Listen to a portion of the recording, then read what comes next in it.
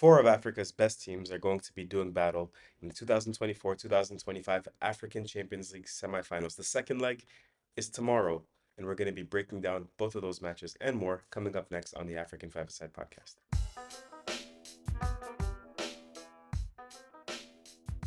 Hello, everybody. Welcome back to another episode of the African Football Report on the African Five-A-Side podcast. I'm your host, Maher Mezahi, and as always, this is brought to you by africasaCountry.com.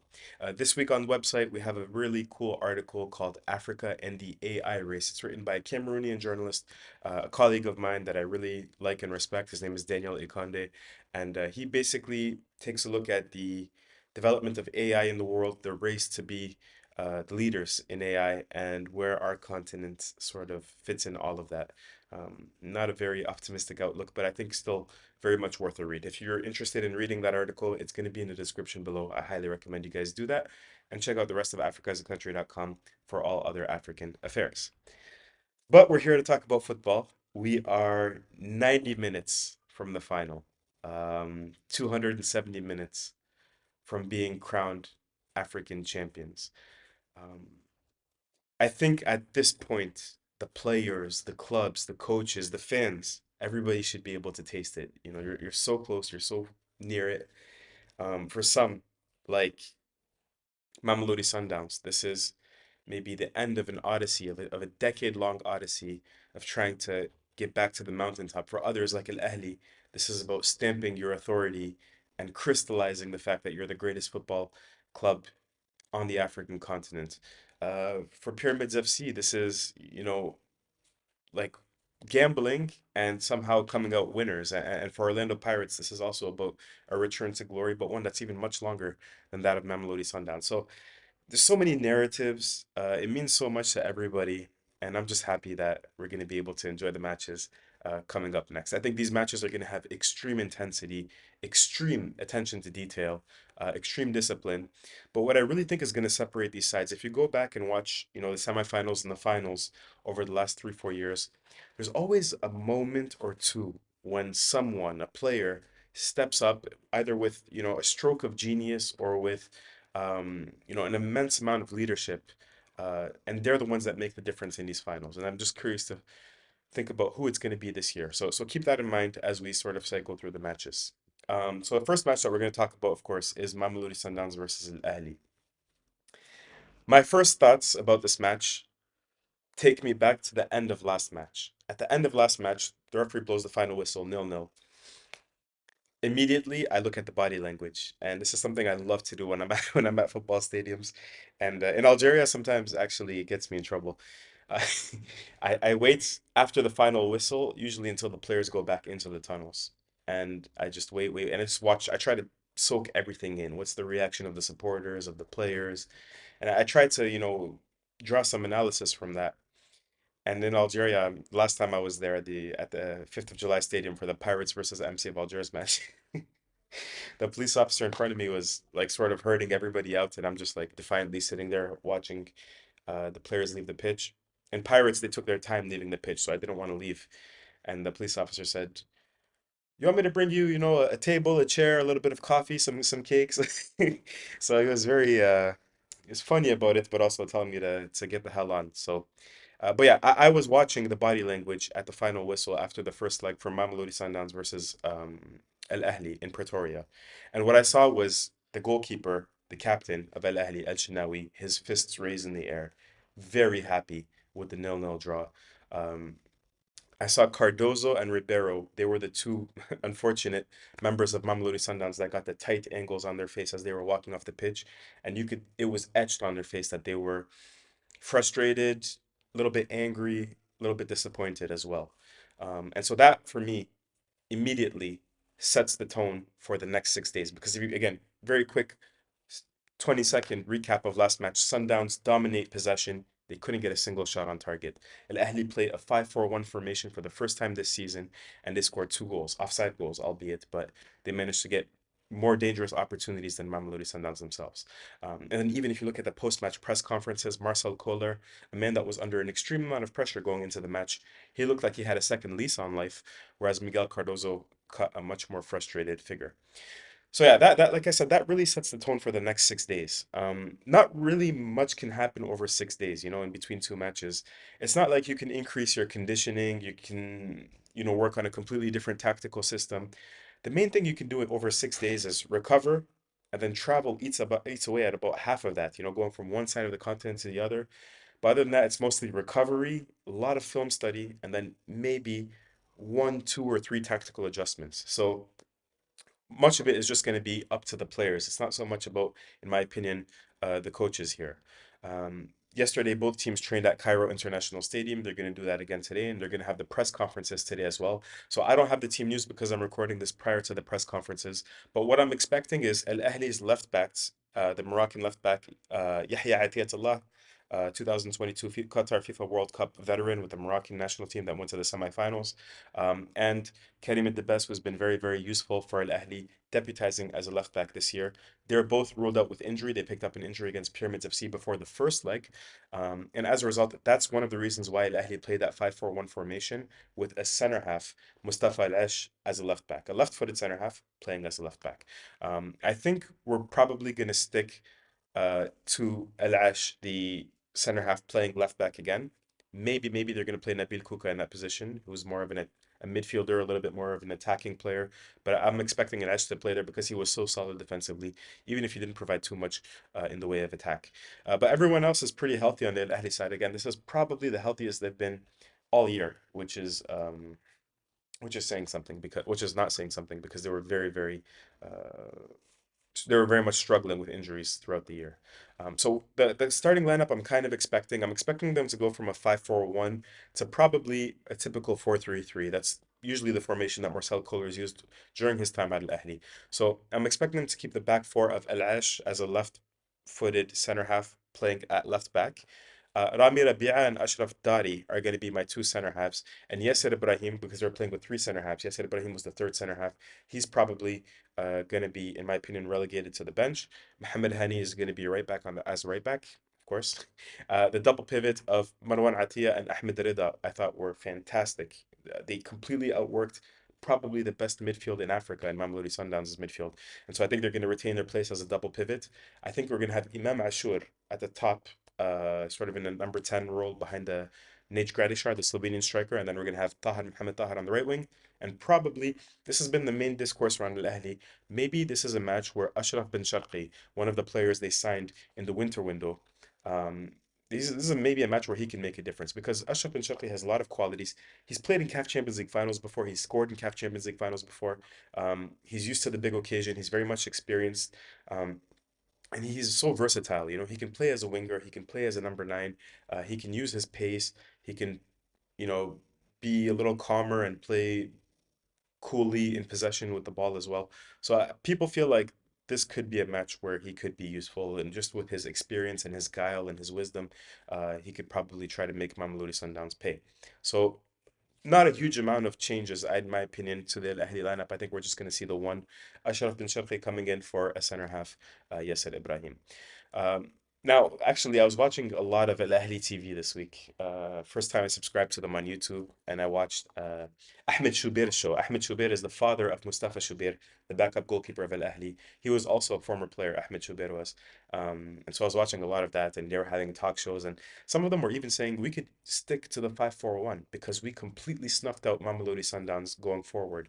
And we could just play that coolly in the first half, make sure we don't concede a goal because they were a little bit scared of conceding a goal. Because if Mamelodi Sundowns scores one, Al Ahly is going to have to score two. The away goals rule, just a reminder, still counts in African Champions League play.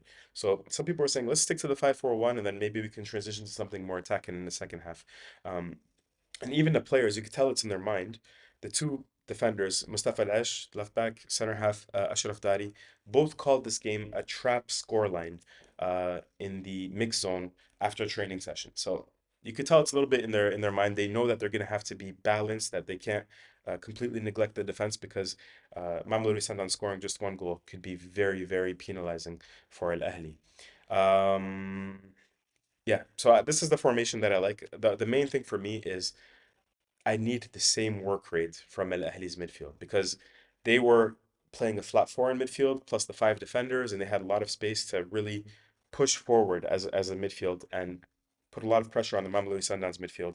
I think reducing a midfielder playing with Atiya, Rida, and Ashur in a midfield three could work if Ashur has the same amount of work rate that he did in the last match. Last match he was playing as a left winger, and he was like they were singing his praises in Egypt because they were so scared of Kulisu Mudau, who they really respect as a right back, and they were saying Kulisu Mudau didn't have a chance to get forward because of Imam Ashur's work rate defensively. So Imam Ashur needs to bring that same amount of intensity and defensive responsibility to that number 10 role. If he does, alongside Ati and the other who have much more confidence in defensively, I think Al Ahly could be good in that formation of a 4-3-3. As for Mamelodi Sundowns, we have the return of Mvala, experienced center half, I think, of 35 years old. Tambazwani, experienced attacking midfielder, I think, of 34 years old. Um, the former Mvala, is much more of a cooling presence, I think. I think, if you're a center half, it's not like you can. He's returning to fitness. It's not like we can expect him to play 90 minutes right away.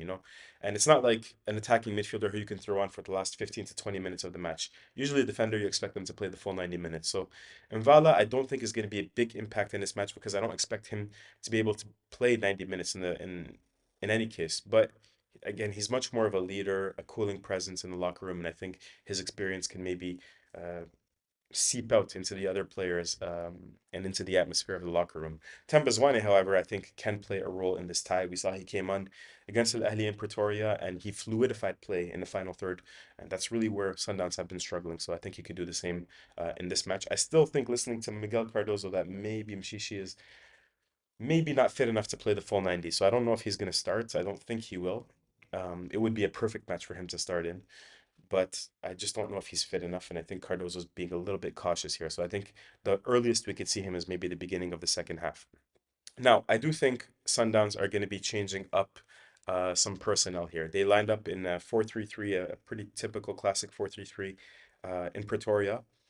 There were two very disappointing players, in my opinion. Number one was Teshrick Matthews as a left winger, and number two, I expected a little bit more from Jaden Adams, a central midfielder. And I think they're both going to lose their places here. I think we're going to have a 4-3-3, Ronald Williams as a goalkeeper, Kulisu Mudau as a right back, Grant Kakana and Musa Labusa as a two center half pairing, which is how they played in Pretoria. As a left back, I'm 50-50 if they should keep Aubrey Modiba in or if they should play Divine Lunga. I Lunga is a more solid defensive option. You're playing away from home. My instinct is to play him, and he's been very, very good this year. Um, but in this formation in particular, as I'm going to explain, I think Modiba might be a little more useful to bring balance to the side. I think we're going to have a double pivot here of Mokoena, and I think Obas is going to come in for Jaden Adams. So I think what we're going to have is Mokoena, Obas, and Allende, which is going to make that midfield a little stronger, um, a little more defensively oriented, and it should free up Allende actually to get forward a little bit more than when Adams is playing and Allende has more defensive responsibility. In attack, it's a toss up between Shalulile and Rainers. I think they're going to play Shalulile.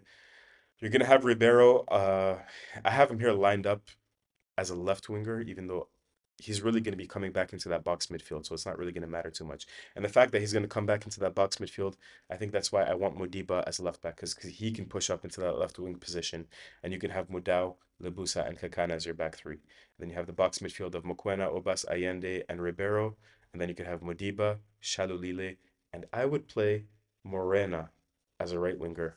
Um, Instead of having Ribeiro over there, I would play Morena as a right winger for a few different reasons. Number one, Imam Ashur, even if you play centrally, tends to drift to the left wing, and he's the most dangerous player from Al Ahly.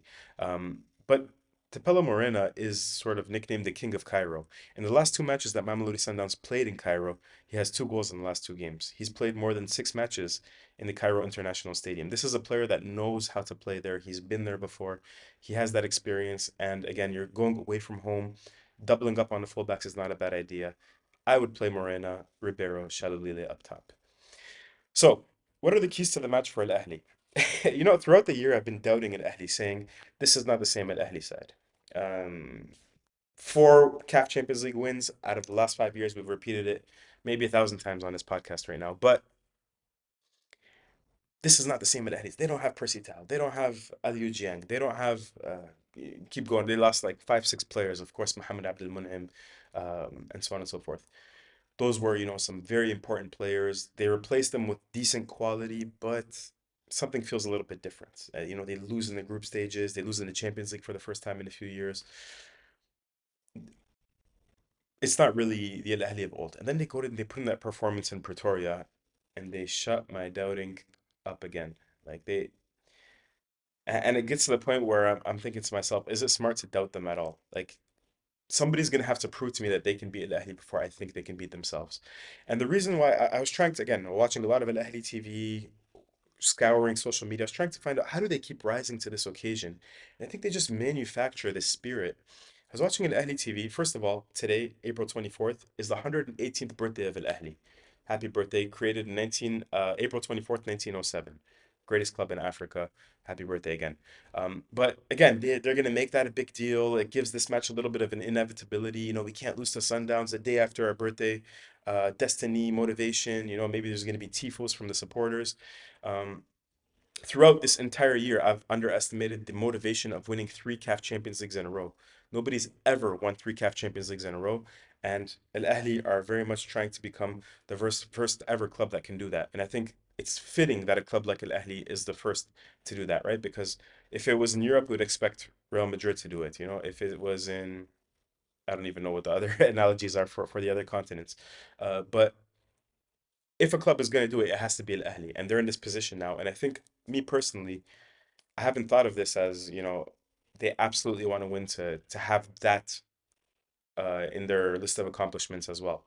There's also like this last dance of sorts, like with Orlando Pirates, because we're pretty sure that Marcel Kohler, the coach, is going to be done after the Champions League, and then if he wins it, then probably after the FIFA Club World Cup.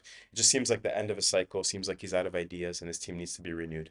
So yeah, these are like all of these things make me think the off the pitch factors are leaning Al Ahly's favor.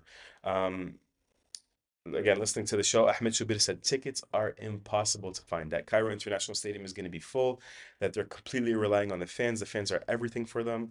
And let's celebrate Marcel Kohler's 11 trophies instead of putting pressure on him.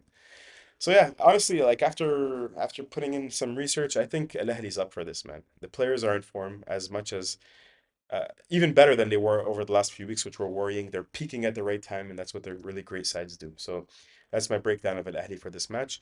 As for Mamelodi Sundowns, look, throughout this CAF Champions League campaign, I've sort of been harping on the same things for them. Don't make any mistakes, particularly in your own third of the pitch. Take shots from outside of the box with Allende, with Mokoena. Be efficient in front of goal because you don't create that much. You don't have too many shots on goal. Transition play and attack is very, very important. So don't let the team sit back in a low block. When you can transition, make sure you do it quickly and efficiently. And then if teams are sitting in that low block and you're in that final third, once those entry passes go in, it has to be quick. Look at Temba's Zwane. As soon as the ball came in, flick, flick, he's making a run off of it, and that's what really hurts teams. So it's really the same thing over and over and over again because they've been putting in the same performances over and over again. Very rarely do Sundowns, get like five shots on target in a CAF Champions League match, which is not good enough. Um, in Pretoria, Teboho Mokoena had zero shots from a distance. Marcelo Allende as well. That needs to change in Cairo. They need to pepper shots at Mohamed El Shenawi. Even though he's the captain, even though he's very experienced, he has made a few mistakes this year, even in the CAF Champions League. So that's a player. That's a game plan. That's something that they should do in this match. Excuse me. Um, and then more than anything, I think the main key to the match for Mamelodi Sundowns is to win the midfield battle against Al Ahly because again, we've called their midfield the best midfield in Africa. I think it probably is, but they got eaten alive by the Al Ahly midfield in Pretoria. Now you have Jaden Adams. He can rack up the statistics, but maybe he's not that player that's going to be crunching into every tackle. I think Obas is more physical and he's better in that role. But still, like you have to match the motor and the energy of Ashur, Tahir, Reda, these kinds of players in midfield. You cannot let yourself be outworked. That's the main thing. You have to win the 50-50 duels. That's going to be, I think, where this match is won and lost, is who's going to win the midfield battle. On paper, I favor Mamelodi Sundowns, but after last week's match, and with the off the pitch factors, I'm leaning towards Al Ahly a little bit more over here. Um, yeah, I think the final point that I have for this match is the Egyptians, as I mentioned, they were very shocked that Koulibaly Mudau was so quiet. Now he's not going to have to deal with Imam Ashur, defending Imam Ashur, because Imam Ashur would start playing on the left wing. So he was really right in front of Koulibaly Mudau, and he was giving him trouble, defending and attacking as well. So now Imam Ashur is probably going to play more of a central role. I expect Mudau, especially if Morena is there to help him defensively, I expect Mudau and Morena to really attack Mustafa Al-Ash, who again is a center half deputizing as a left back. So he should feel a little bit unnatural out there. So that could be one of the ways that Mamelodi Sundowns attack Al Ahly. Overall, my heart and my mind are both leaning towards Al Ahly over here. Um, I wouldn't be surprised. Mamelodi Sundowns can do it because they kept a clean sheet at home. They can go through with a nil-nil victory, or sorry, a nil-nil draw, and then win on the penalty shots. They can score an away goal and draw in 1-1 as well. This is very much a possibility. But my mind and my heart are telling me that Al Ahly is just going to be a bit too much for Mamelodi Sundowns, and they're going to go through directly without extra time. Hesitating a little bit on the score line, but I'm leaning towards a 1 or 2-0 over here. Let's say final prediction. Let's say 1-0. Next match, Orlando Pirates versus Pyramids. All right, my first thoughts when I think about this match. First of all, South African clubs in general, but particularly Orlando Pirates, know how to play away from home, particularly in this CAF Champions League campaign. They beat CR Belouizdad in Algeria, they beat El Ahly in Egypt, and then they beat MC of Algiers in Algeria as well. Much more impressive away record than Mamelodi Sundowns, who, for example, beat Maniama Union but drew against AFR, and then lost to Raja, and they drew with Esperance with very little attacking output. That said, Orlando Pirates in the post-match press conference, Coach Rivero said Pyramids were the best team we faced all year. And I wonder about like I think if you ask the supporters and you ask the coach to be completely honest, they were almost surrendered to the fact that they were the worst side in the first leg. They knew that the other team was better. And I think that's like better quality players and better tactically as well. That's not to say that they're going to be better in this match, but I think if you ask us, if you take a straw poll, I think they would admit that Pyramids were the better side in at FNB. So Pyramids, by the way, haven't lost at home all season. At home this season, they've played 22 matches. They've drawn 3 matches. All of those were in the Egyptian Premier League. They've lost 5 matches throughout the entire year, but all of them were away from home. Or in knockout tournaments like the CAF Egyptian Super Cup or something like that. The Egyptian Super Cup, not the CAF Super Cup. So this is sort of a little bit of a case of an unstoppable force versus an immovable object. The best traveling away team in the CAF Champions League this year against probably the best home side in African football this year as well.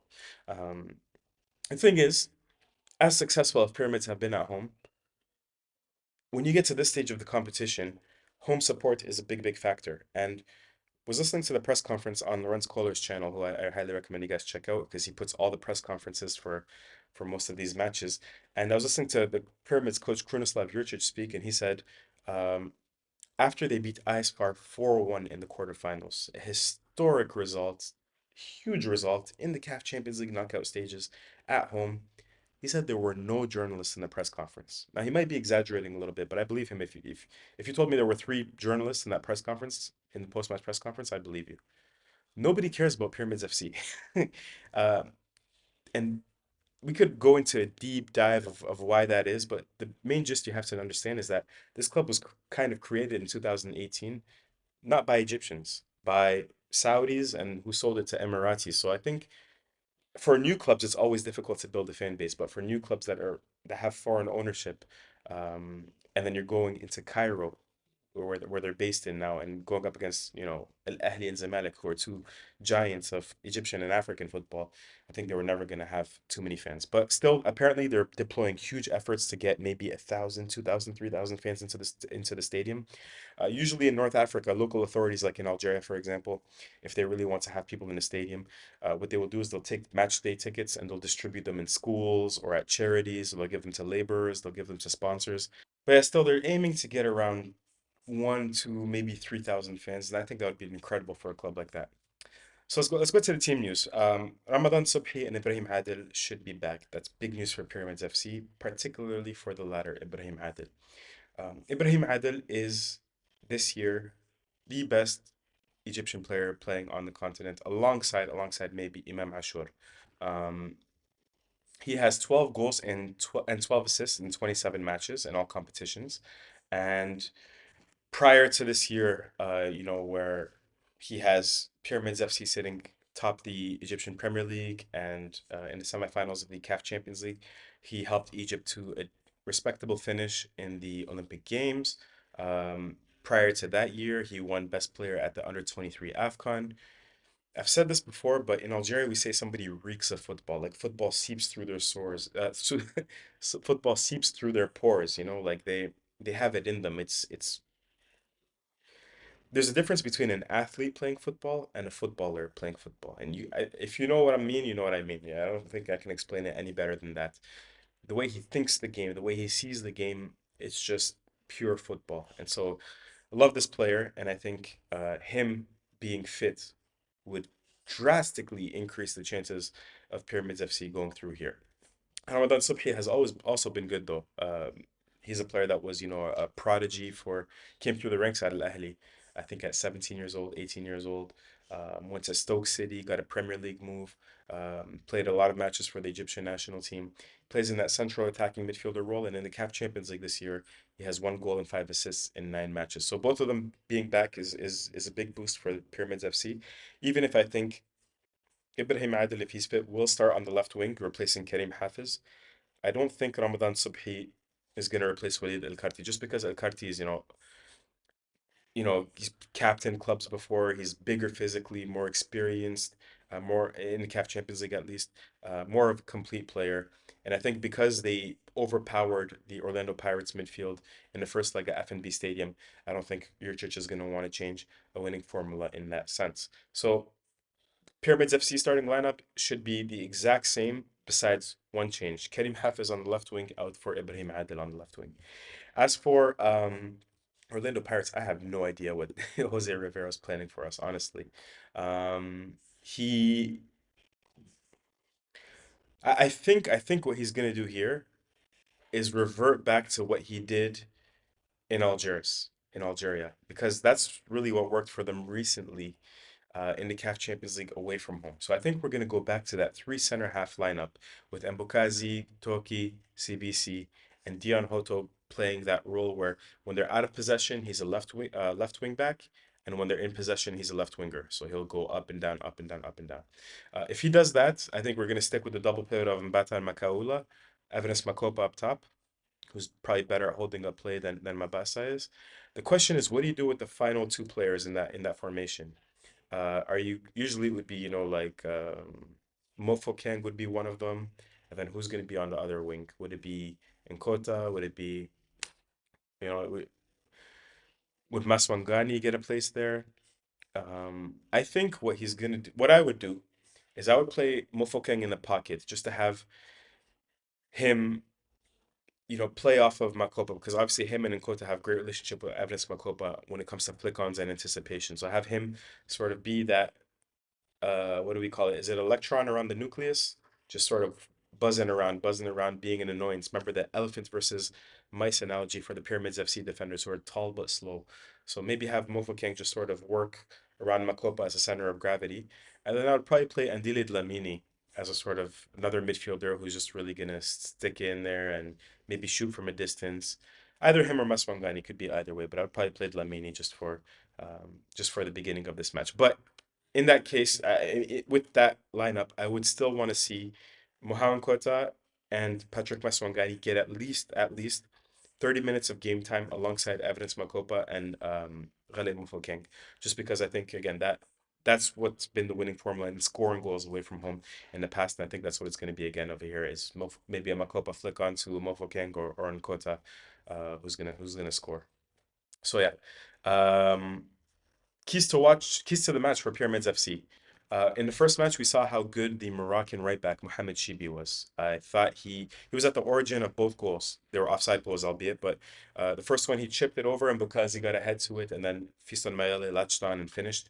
And the second one was a set piece, I think a corner kick. That of course was disallowed because it touched somebody's hand. But Mohamed Chibi, even he put in a great cross at the penalty spot for Fiston Mayele, who headed the ball over the crossbar. But he was really the main conduit of danger for Pyramids FC the entire time, and I think he's going to be the case. He's going to be that again. So we have to get Mohamed Shibi on the ball in open play, not just on set pieces, but also in open play. The next key to the match for Pyramids FC is how fit is Ibrahim Adil, because if he's really fit, as reliable as Dino Van Rooyen's been this year defending, um, with a great, by the way, great clear slide tackle in the first leg at FNB Stadium on Mustafa Fathi. Um, as reliable as he's been, I think Ibrahim Adil should get the better of him. He just has too much quality in one-on-one situations, so you cannot defend him one-on-one. But if Ibrahim Adil is fit, again, in my opinion, that if he starts and he's physically 100%, that probably increases Pyramid's chances of qualifying by 20 or 30%. And then the last thing for my advice to Jurcic, I'm sure he's listening, that's sarcasm, would be, and I think he knows this, you have the better players. Pyramids, but if we're going starting 11 player by player, Pyramids FC have the better players. Don't handicap them. Play your players in their position and let them do what they do. And I think he rarely does that anyway, so I think he should be able to do that. Unlike, Esperance, for example, in the quarterfinals, when Yusuf Beledi was playing as a striker, Elias Mokwana as left winger, it was nothing. It was so stupid. Um, as for Orlando Pirates, their keys to the match. For me, look, there's going to be a lack of crowd noise in the stadium at June 30th Stadium. It's very rare that you go to North Africa at this stage of the competition and you're only going to have 1,000 or 2,000 people in the stadium. Use that to your advantage, because one of the main things coaches complain about when they go to those atmospheres is they can't communicate anything with their players. They can't make in-game adjustments. Jose Rivero is a great manager in terms of in-game adjustments. Here's your opportunity to really make sure that you have your finger on the pulse, you have clear communication with all of your players. And I think the fact that he's such a good in-game manager, I would even say better than Jurcic, is probably an advantage for Orlando Pirates. Number two, if we have Hoto as a left wing back and a left winger, I think that's going to be good because it can neutralize Mohamed Shibi, the Moroccan right back that was, again, the source of all danger for Pyramids FC in that first leg. So Hoto with Mbokazi behind him, I think that double fullback sort of thing is going to work really well in that match. So that's one of the reasons why I like that formation as well. Evanes Makopa has to win aerials and flick-ons. It's not going to be as easy as against MCF Algiers, where the center halves were very good, but a little bit shorter. Here you can have usually like Ali Gabet, for example, is a giant, but he's slow. But so is Evanes Makopa, big and slow. So it's going to be strength against strength. When you have strength against strength in duels, have to win them in midfield and have to win them in the air. It's going to be a big point of emphasis as well. Um, Finally, look, I don't think this formation, just because it worked against MC of Algiers, it's going to necessarily work against Pyramids. Pyramids have much more attacking firepower, so you have to be conscious of that. But I would probably try to play nil-nil here. You hear the call to prayer in North Africa. You have this. I don't know if you guys have this in elsewhere on the continent. Yeah, I know there is in some countries, but most of you are from South Africa. I don't know if you have that here. So try to ignore that if you can. But yeah, if I was Pirates, I would play a reactionary game. I would play the nil-nil, make sure I don't concede a goal, and go. And then if you can scratch away and get an away goal, cool. But if not, stay calm, cool, and collected at nil-nil. Throw on in Kota Maswangani at the 60th minute and see if you can scratch away a goal. If you go down 1-0, okay, now you can shift gears, go forward, and if you manage to score a goal and you're at 1-1, then you're through anyway. So I would be a little more reactionary. I would wait a little bit if I was Orlando Pirates here. Last point about this match is it goes back to Vele Mofokeng, who is the clutchest player in the CAF Champions League this year. And I've sung his praises. And there's one thing that really impresses me about this kid, and I've said it time and time again. On the big occasion, he steps up. Against Mamelodi Sundowns, scores 2 goals. In the cup final, scores a goal. In Cairo, scores a goal. In Algiers, assists. When we're at a big occasion, he usually steps up. And this is another opportunity for him to do that ahead of the CAF Champions League final if Pirates can make it there. So yeah. My prediction here is I think, look, my head tells me Pyramids actually. I think Pyramids are the better side, but I just think Rivero in a cup competition, Pirates with that spirit, if they can defend well, something tells me, that clutch gene of Mofokeng and Nkota away from home. I think Pirates can do this. I think they're going to draw either 0-0 and go through on penalties or 1-1 and go through with a scoring draw. So I think we're going to have a CAF Champions League final of Orlando Pirates against El Ahly, which is a rematch, of course, of what we saw in the group stages. So yeah, my last word, honestly, I would be happy if any of these teams make it to the CAF Champions League final, except for Pyramids FC. I don't want to see a club that have no fan base, only have, money and foreign investment that was created, a few years ago. I don't want to see them win this competition. I would like to see an Ahly win just for, them accomplishing that historic feat of three in a row. I wouldn't mind seeing Sundowns, after so many year after year after year disappointments in the CAF Champions League, them finally winning it as well. And then Pirates, just, this last dance, this magical run. Yeah, the club that it is in South Africa, it would be really cool to see them win as well. So yeah. Anyways, really looking forward to the matches. Please let me know if I've missed out on anything. Please let me know what you're looking forward to. Like, subscribe, comment, share, and we'll be back recapping the matches tomorrow. Hey, in 24 hours, actually, no, in a little bit more than that. In 36 hours, we're going to know who's going to be competing for the chance to be crowned African champions. We'll leave it here for now, and we'll talk to you all very soon. Peace.